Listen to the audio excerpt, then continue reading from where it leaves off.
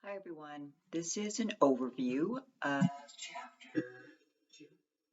And it's a brief overview because a lot of what is in this chapter is history. And so hopefully it's a refresher on some of the history. But of course, there is new information because my guess is that many of you went to school, as I did, that only told part of the story in terms of people who came to the United States, people who were already here, etc. So take some time, move through that part of our the immigration to what we now call the United States, and I believe that you will find some new information, possibly that you were not aware of. In fact, there's quite a bit of debate that is occurring right now in the United States, in different states, not in California, but in quite a few southern and Midwestern states, over how to teach history, how much of the bad that happened in the United States to teach, and what kinds of words do we use? Um, and I can't remember exactly which state this is, but there's a discussion right now about uh, whether speak when teaching about what happened in Nazi Germany, um, a teacher can say anything negative about the Nazis, just straight facts, and that is troubling to me. I don't know if it's troubling to anyone else, but it's troubling to me because it sounds as though some states are very much trying to sanitize history to make it more palatable, to make it less. Um, I'm not quite sure what word to use here, but to cleanse history so that we know that the Nazis were in power, but we don't talk about the concentration camps. We don't talk about um, how many people were killed. We just talk about how they marched into different countries. And that's a partial history. Maybe not a sanitized version, but certainly a partial history. And the same thing is true about slavery. The discussion going on in some states is how much about slavery, how much of the brutal horrors of slavery should be taught to children, because maybe their pretty little heads can't understand it. And so fortunately, in California, that's not occurring. In fact, California is one of those states that is encouraging more information and pulling back the carpet on the brutal history of what happened to indigenous peoples in the United States. So that's a good thing. But let me then get to some of the points that I do want to cover in this chapter. Let's see. Okay. Um, I want to start with this here, which, so again, I'm skipping that first part of the history part, which again is important, but I know that you can read that. I want to focus here more on how we have come to think of people as being white and black in particular. Um, this idea of whiteness and blackness and how we even think about white and black really were created and defined with the implementation of slavery in the United States. And of course, one of the ways that you can successfully get people to be okay with treating people horribly is to get them to believe that these others are somehow inferior or inhuman. And so it's okay to treat them in these really inhumane ways because they are subhuman. They're not quite like you.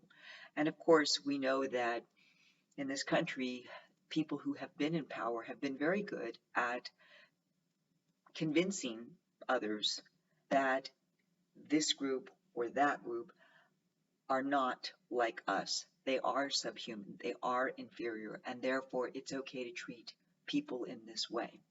And so, of course, if Black people are viewed as inferior and subhuman, then making them slaves is something that's okay because they are subhuman. And it's okay to savagely beat these people to keep them in line because they are subhuman. And if you are socialized to believe that you are better than these other people, the reality is you will probably believe that. And so we we begin to see that this, and this is also happening before the colonization of the United States, or what we now call the United States. It's happening in in Africa. It's happening in parts of Asia, particularly say India, whereby white groups go in, they colonize the areas, and they're successful because not only do they typically have more weapons, better weapons. They also typically have diseases that the people in these countries where they're going don't have, and so they don't have immunity to them. And of course, they believe themselves to be more advanced, and so in their view, it's okay to overtake these people and force their culture on these indigenous peoples.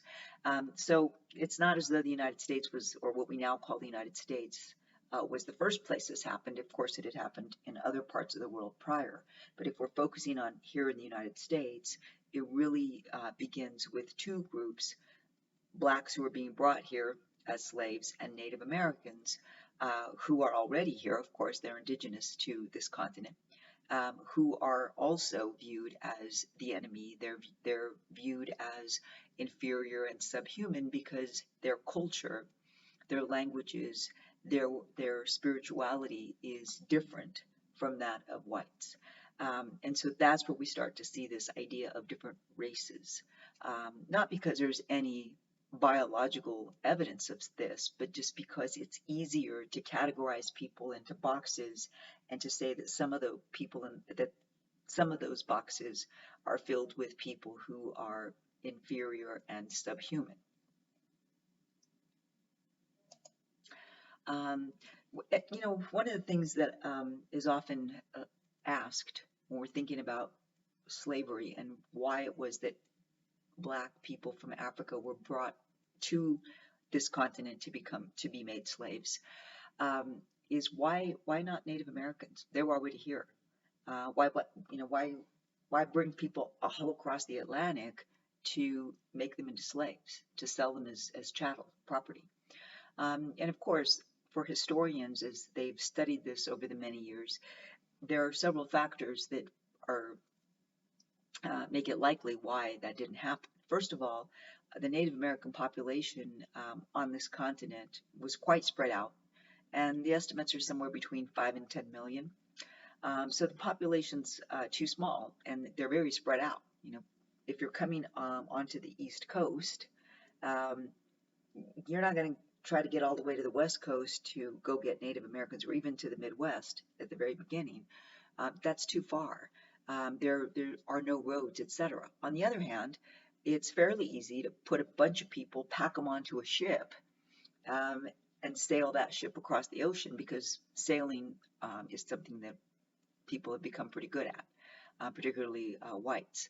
Also, because Native people, this is their continent, they knew the landscape. They knew how to navigate it. They knew where to hide. They knew where water sources were. They knew where food sources were. And they may have had some allies in surrounding or nearby tribes. And so if whites tried to make them slaves and they ran away, maybe those neighboring tribes would have taken them in. You can't really do that with Blacks because they don't know the land, they don't know the language, they don't have any allies, and because they are African, they stand out. They don't look like native peoples that were here already. They don't look like whites, and so it makes sense that in the minds of the people who were thinking about how do we get large numbers of people to work as slaves, made sense to bring them from Africa. And the Irish, of course, were not enslaved simply because they were sheep herders, cattle herders. They didn't really know a lot about agriculture. And of course, if an Irish person escaped, they can easily blend in with other whites. Maybe you could tell when they started speaking that they weren't um, white Anglo-Saxon, but otherwise they could blend in a little bit more easily. Um, and so, as I said, these are some of the reasons why you know Africans made more sense to turn into slaves. And I say more sense not because I think that's a good thing. I just mean because that's in the minds of people who are doing this, that makes the most sense.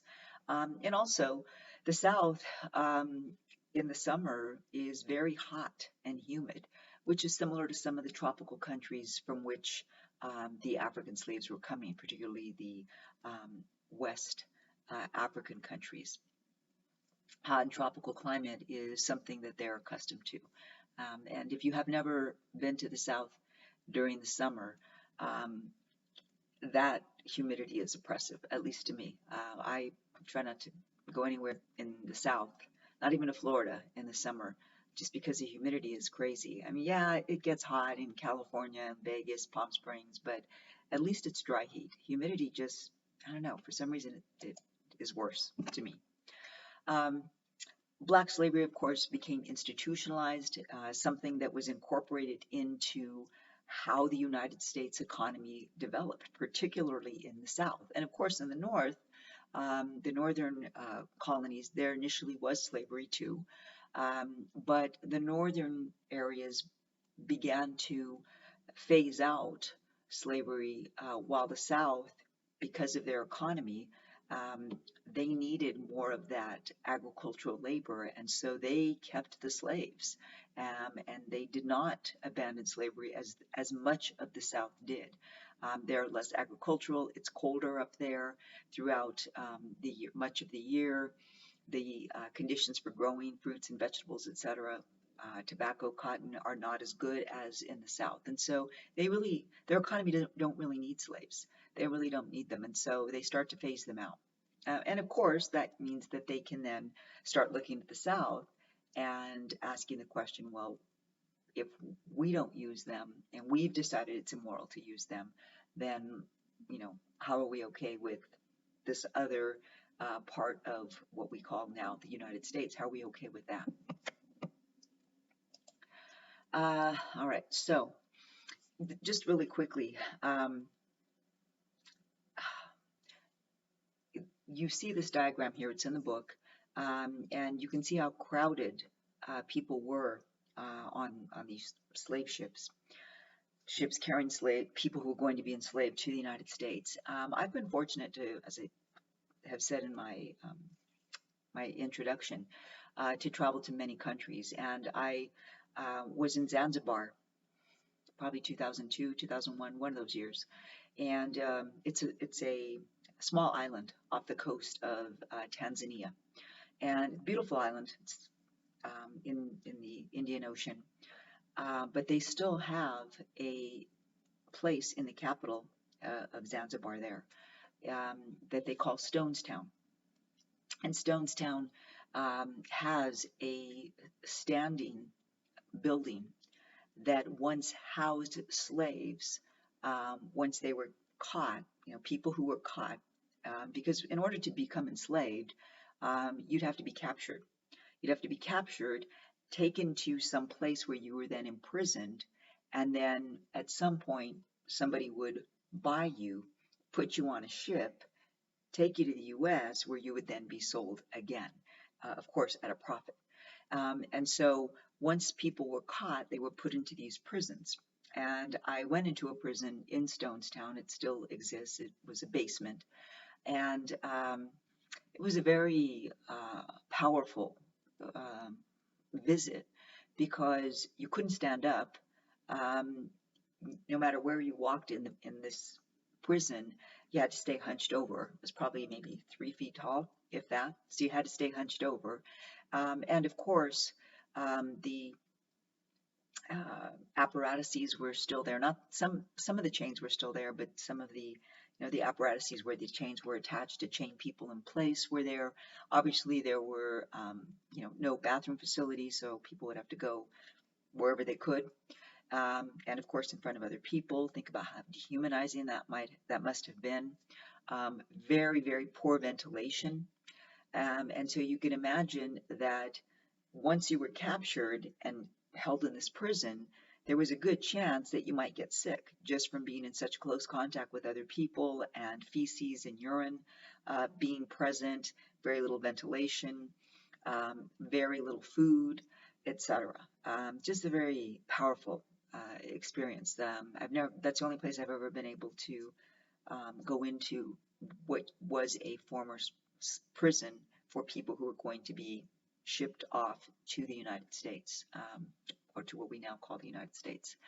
Of 100 people, here are statistics that historians have come up with. Of 100 people, every 100 people captured and eventually put on a boat, 64 would arrive at the African coast alive. So they capture them somewhere out in the bush. 100 of them, by the time they actually get them to, say, Zanzibar or some other coast town where they can be held to be then put on a ship, only about 64 would survive.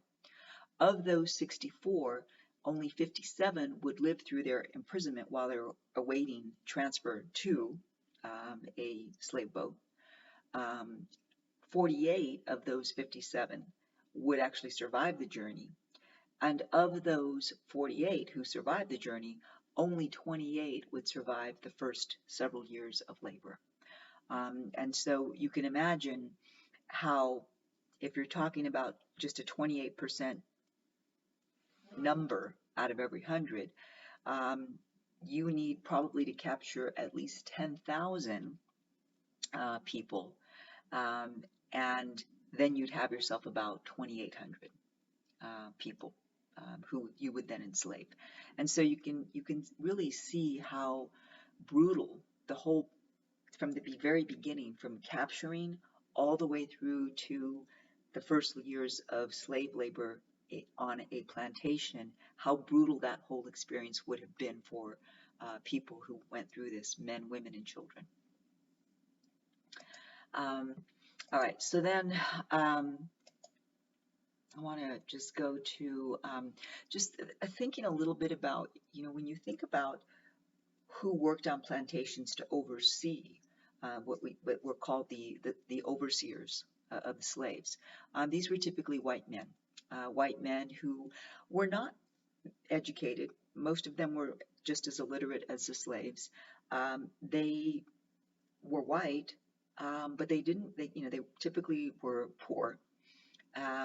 And so they became overseers, which meant that they often would have a place to live on the plantation, not very ostentatious, but a place to live. They could then marry and have a wife and children, and they had shelter provided and food, and a small wage. Okay. And when you stop and think about it, there really was not a whole lot of difference between someone who became a slave and someone who became an overseer, other really than skin color in terms of their education, their socioeconomic status. There really wasn't a whole lot of difference. And yet, the overseers viewed themselves as better than these people who they were overseeing, better than these slaves, simply because they were thought to be better, because they were white. And so they could do things that the slaves could not do. They were treated with deference they had to be treated with deference by slaves, maybe not by upper class whites who owned the plantation, but by the slaves. The slaves had to show them deference. They also were able to vote. They were able to go to public functions, go to church, go to parks, go to schools, go and shop at the local country store. Of course, they had freedom, but when you really come down to it, those poor illiterate whites who became overseers were really not any different, except for skin color, than those poor illiterate black people who were made slaves. And that I think is a crucial thing, because I think even today, some poor illiterate or poor whites who are undereducated, they still think of themselves as better than poor undereducated people of color simply because of the color of their skin, even if really there's very little difference between them in terms of their socioeconomic status and their educational attainment. Even some poor whites, undereducated whites, may view themselves as better than educated, much more well off people of color simply because, in their view, they're white and the person of color is somehow inferior simply because of the color of their skin. Fortunately, I would say not a whole lot of people think that way today, but there are probably still some. I wouldn't be surprised. Slave codes, you can read here the list. I'm only showing this slide because I want to focus on this picture here to the right. That is a picture in the National Archives, and there are plenty of those pictures, unfortunately. That man is scarred over because of the many beatings that he has had as a slave. And so, again, you know, the brutality of slavery is something that we just we cannot stress enough. Very, very brutal. Female slaves, you know, they were often raped by their masters, and of course, if they became pregnant, they had a child. They had the child, and that child, of course, became a slave as well. Even though that child might be half white, that child became a slave as well. And the owners, they were never charged. This wasn't a crime because remember, slaves are your property, and even today we typically think, well, if you own something, a house, a car, a watch, you know, an iPhone, whatever it is, it's yours to do with what you want. The same thing was true of slaves, male and female. You own it, you own that person, then you have the right to do with that person what you want. And unfortunately, the rape of female slaves was not uncommon. All right, so just really quickly going to how did slavery end? I'm sure you all know this. The 13th Amendment officially banned slavery in the U.S. Usually when I ask this question in class, what ended slavery, most students first guessed Emancipation Proclamation. However, it did not free southern states, only in states waging war against the Union. So that was the northern states. There were still some counties in northern states where slavery was still legal. And so the Emancipation Proclamation just freed the slaves in those northern states where those counties still were allowing slavery. In the South, that 1863 proclamation did nothing. The 13th Amendment, it was finally what ended slavery in every state. Okay? The Civil War was only partially fought over slavery, largely, of course, but there were other economic factors also. The 14th Amendment. 14th Amendment, 3 years after the 13th Amendment, 14th Amendment's passed because it's realized by the powers that be that just because you can sign a law that says, okay, you can't have slaves anymore, that does nothing to change the hearts and the minds of the people who have slaves. I think I've said this before, maybe in that first chapter, we can legislate actions, that is, we can tell people what to do and what not to do, but we cannot legislate how people feel and how people think. That takes a much longer time. And so it was recognized that even though slaves were free, southern states had simply begun to pass laws that excluded freed blacks from the same rights the whites had. And so the 14th Amendment extended citizenship rights to blacks, very specifically did that. Now, that doesn't mean Jim Crow didn't spring up. Of course it did. Um, 1896, very important ruling, Plessy versus Ferguson. Plessy was a black man. He'd ridden, I think it was Ferguson, this was a state of Georgia at the time. Um, he was still being made to ride railroad cars for black people. Remember, segregation is being used by these southern states to keep black people in their place. And so Mr. Plessy filed a lawsuit against the governor of that state, and his claim was that as a freed black man, he should be able to ride in whatever train car he wanted to. He shouldn't be made to ride in the cars, in the train cars for black people. And in 1896, the Supreme Court said, well, if states have separate facilities for whites and blacks, it's okay as long as those facilities are equal. And that's where the separate but equal doctrine came from.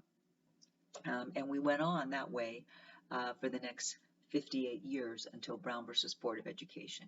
Of course, these things were never equal. The schools were never equal, the train cars were never equal, the seats at a theater were never equal, etc. They just never were. It was all a fallacy.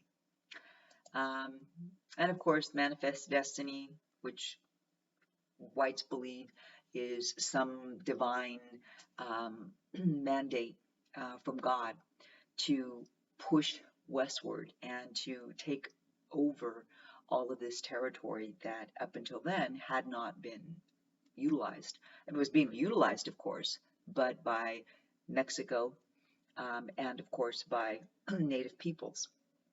And so if you believe in manifest destiny, then God, you're a good Christian white person, then you believe that God is essentially commanding you to move west and make, take advantage of all the rich resources on this continent, what we now, at least the area we now call the United States.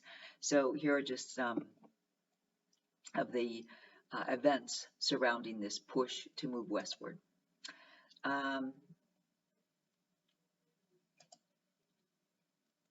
Okay, let me see. Okay, just really briefly, some of the issues with that whites had with Native peoples. And remember, Native peoples are not just what we typically think of as Native Americans or indigenous peoples, but they're also people who were Mexican, because parts of what we now call the United States were once part of Mexico.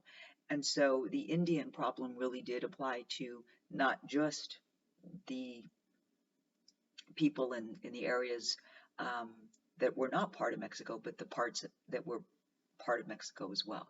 And so whites believe very strongly that if they can impose their language, their culture, their religion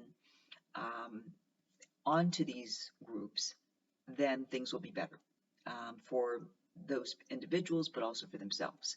And so one big push, of course, is to get those indigenous peoples to assimilate, to take on the white man's ways, to live and talk and when you are religious and I forget, I'm blanking on that word. When you're religious, anyway, to practice the same religion and to dress like white men, talk like white men, all the things that whites do. The culture is the norm, and that's what assimilation is. When you can get people who are indigenous to take on the white culture. When that wasn't very successful, then the next idea was, well, let's simply remove them. Let's just get them out of the way. They're in the way of where some of these resources are, some of these territories that we want to occupy. They're in the way. Let's just get them out of there. Let's just move them. Let's move them to these really desolate areas in parts of this new territory out west that nobody else, that don't seem to be very feasible for much of anything. Ranching, agriculture, they don't really seem to be great for anything. They're out in the desert, the wilderness, and hence reservations were created. Of course, that didn't really work either, and unfortunately, there were many tribes who did resist the removal, and sometimes the members met the demise, and at some point, the numbers of indigenous peoples who we can think of Mexican, Indian, or more native indigenous, their numbers just plummeted. And here are some of the things that occurred as a result of trying to deal with this Indian problem as viewed by whites. And then, immigration from Asia and from Eastern Europe, of course, those groups coming in have their own issues, particularly when we think about people coming in from different parts of Asia. We think about the Chinese, who were the first immigrants to come, non-white immigrants to come to the U.S. voluntarily. Most of them were men. They came for jobs, either in the gold mines or on the railroad as it was being built on the West Coast toward the middle of this land. And then the Japanese began to come. The Chinese fell out of favor. They were great while they stayed out of the way, working in gold mines and on the railroad, doing really hard work. But once that work was done and the gold mines were tapped out, they moved into large cities, San Francisco, San Diego, LA, Seattle, Portland, and now they're competing with whites for jobs and housing and etc. And so now they fall out of favor, and there's a lot of anti-Chinese sentiment. The Japanese start to come in by the early 1880s. Initially, there's not much of a problem with them. They are agricultural in nature. They're farmers. And so at first they're useful on the West Coast, but again, they are really good at what they do, and so now they're in competition with white farmers. And so with every group that comes into the United States throughout the 19th century, there are issues that whites that are already here have issues with.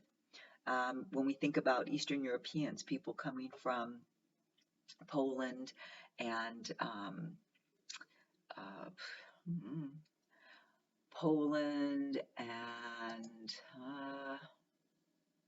okay, hold on. Asia, Europe. I'm trying to for some weird reason I'm blanking here.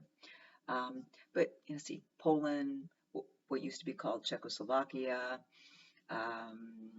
but also places like Italy, places that are not Northern and Western Europe, places that are more Southern and Eastern Europe. They're white, they're European, but because they tend to have more olive skin and their cultures are very different from the Northern and Western Europeans, they also experience some discrimination. The reality is this: every group, either that was already here, indigenous groups, whether those were the Mexicans or what we typically think of as Native Americans, as well as groups coming in, they experienced discrimination because they weren't like the Northern and Western Europeans who initially had created and formed the colonies. Now, the United States has I think a love-hate relationship, for lack of a better word, a love-hate relationship with immigrants, at least in my view. We like immigration. We like immigrants to come in when the economy is doing really well. We need people to do the tough physical labor that people who are already here don't want to do.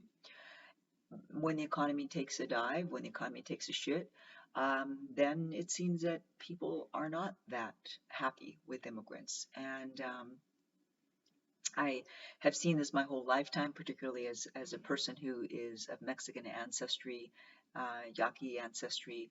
All my life, I've heard the swings of immigration's good, yes, yep, get them in here, they'll take all these jobs, to get these people out of here, keep them out, build a wall, build a fence, etc. And so it seems that we are still struggling with this, even now, and probably will continue to struggle with how many people we allow to come in who gets to come in. Um, and not only who gets to come in, but who gets citizenship. That's another um, tricky issue. Who gets citizenship? You can see here that at one point, people from what we typically think of as Asia, China, Japan, Korea, whether north or south, but at one point it was just Korea, India, etc., because they were viewed as Asian, or back then it was Oriental, um, they couldn't become. The U.S. said you can't become citizens. You're not eligible to become citizens. It doesn't matter how long you live here. You can never become a citizen. Now, of course, if you live here and you have children, they become children. They become citizens. Your children become citizens, and maybe, hopefully, they can buy land and help their parents. But this leads me to one issue that comes up every now and then. Former President Donald Trump expressed interest in doing this at some point during his 4 years, and not a lot of people paid attention to it, but it does come up every now and then. He's not the first person to ever have mentioned this. Some very conservative individuals argue that the United States should stop its policy of considering anyone born within its borders to be an American citizen, that it should not be automatic, which of course would present lots and lots of problems. And even if we say just going forward, it presents lots and lots of problems, because who gets to decide that? Who gets to decide whether someone who's born within the U.S. borders gets to be a citizen, and who doesn't get to be? That's a very, very scary, at least to me, idea. But maybe it'll never come to pass. Who knows? I don't know. I never thought I would see the U.S. like it is today, but it has become what it is today. All right, so let's see. Okay, here's Austria, Hungary, Italy, Russia, had all these immigrants from Eastern Europe. And of course, one of the groups that probably stood out the most were people who were Jewish. People who were Jewish stood out probably more than, say, Protestants or Baptists from these other Eastern European countries because of their religion. Now, Catholics stood out too. If you were Catholic coming in the latter part of the 19th century into the early part of the 20th century, being Catholic was, not necessarily something that people looked favorably upon either. In fact, the Ku Klux Klan has, since its founding, included not only Jews but also Catholics as people who they believe the U.S. should be rid of. In addition, of course, to blacks and homosexuals, etc. Yeah, the Ku Klux Klan is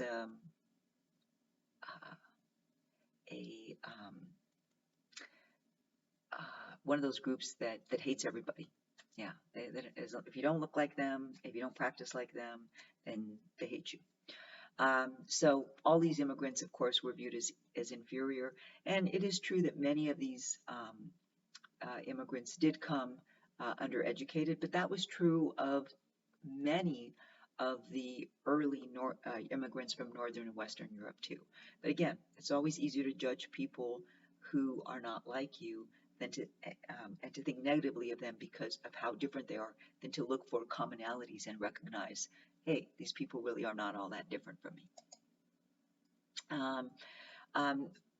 Sometimes these immigrants were known as the dark whites, and I guess I'd be one of those dark whites too, because I'm white of Hispanic origin, so I'm a dark white too, I suppose, according to the U.S. government. All right, let's see, and I think I will stop with that. Oh, okay, just really quickly, I like this little cartoon here, where the more recent reports in the last 5-7 years have been that white babies are no longer the majority of the number of births in the United States. And actually, for Native peoples who were here, and they were the only ones here. This is the second time, as the gentleman notes in the cartoon there. All right, so I think that I will stop here with this one, and I'll see you for chapter 3.